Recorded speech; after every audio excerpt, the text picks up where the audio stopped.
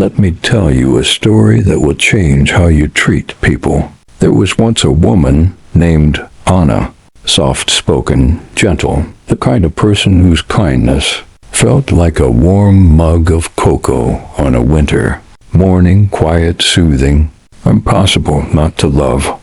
And that December was her first Christmas working as a caregiver. She worked for an elderly woman named Mrs. Wilson, sweet, grateful, and the type of grandmother who decorated every corner of the house with something handmade. The living room smelled like cinnamon, pine, and sugar cookies.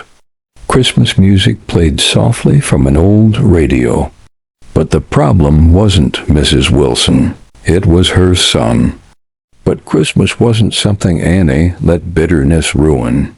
She decorated the kitchen with tiny snowflake lights, helped Mrs. Wilson wrap gifts for neighbors, baked gingerbread cookies that filled the house with nostalgia.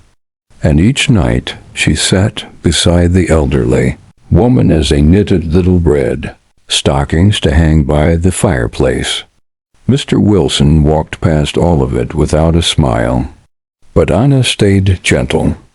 Mr. Jonathan Wilson, cold, busy, arrogant, and the way people become when they confuse success with importance. He walked around the house like warmth was beneath him, even during Christmas. From the very first day he said, "Do your job and don't touch anything.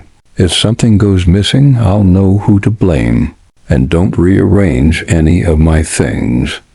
Even for holiday decor, he never made eye contact, never said thank you, never acknowledged her kindness. One snowy evening, Mrs. Wilson went to bed early after feeling tired.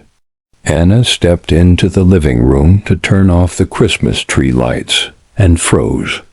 Mr. Wilson was sitting alone on the sofa.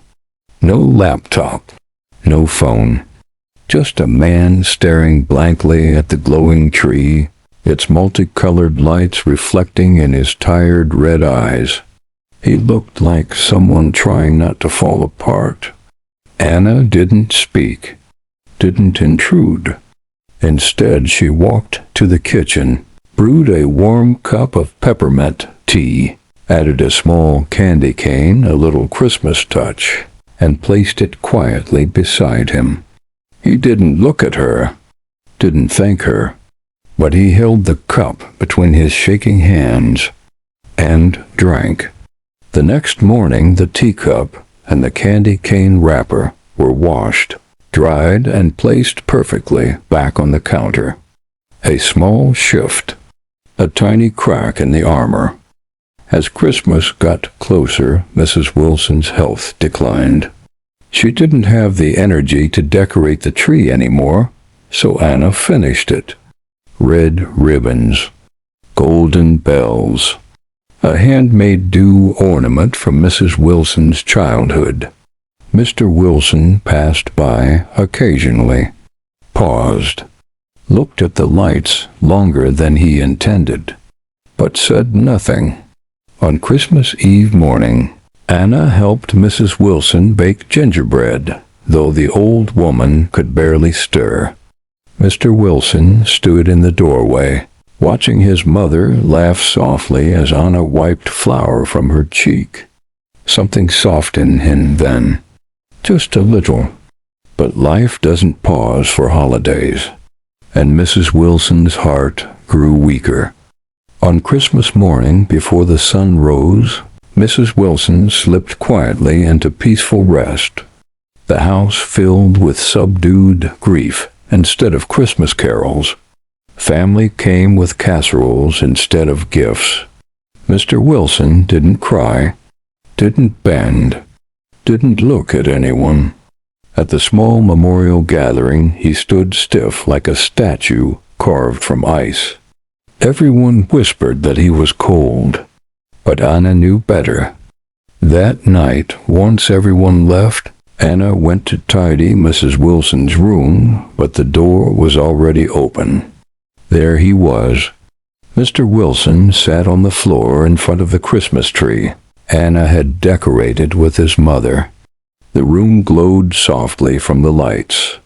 He held his mother's red knitted Christmas scarf, pressing it against his face as silent sobs shook him. He looked like a little boy who had finally run out of strength. Anna didn't speak. She simply lowered herself to the floor beside him. The glow of the tree washed over both of them, grief mixing with the colors of Christmas. It was then he finally looked at her. Really looked. "She was all I had," he whispered, voice breaking. "She loved you," Anna replied softly. "She told me every day. Especially this Christmas." Something inside him cracked open. After Christmas, he stopped barking orders, stopped being cold. He started asking, "Have you eaten? Did you get home safely in the snow? Do you need help carrying those boxes?" Small kindnesses, gentle questions. One evening he approached her in the kitchen where she was making Mrs. Wilson's favorite hot cocoa recipe. "Thank you," he said quietly, "for being kind, even when I wasn't." She smiled, warm as a fireplace. It's what she would have wanted.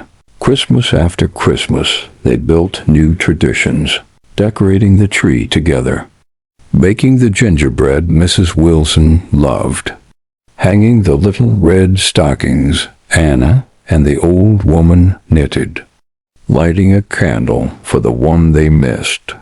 And somewhere between the baking, the lights, the quiet winter talks, connection grew, then trust, then love, soft, sincere, unexpected.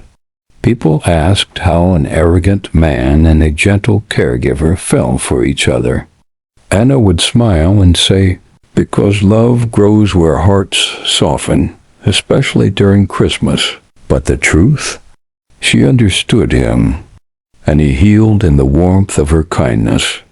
Kindness is never wasted, not even in the busiest season of the year, not when it feels unnoticed, not even when the snow seems to fall on deaf hearts. It plants warm sparks in cold rooms. It lights Christmas trees in lonely souls. It grows quietly, beautifully, into healing. And that is today's thread in the story of life.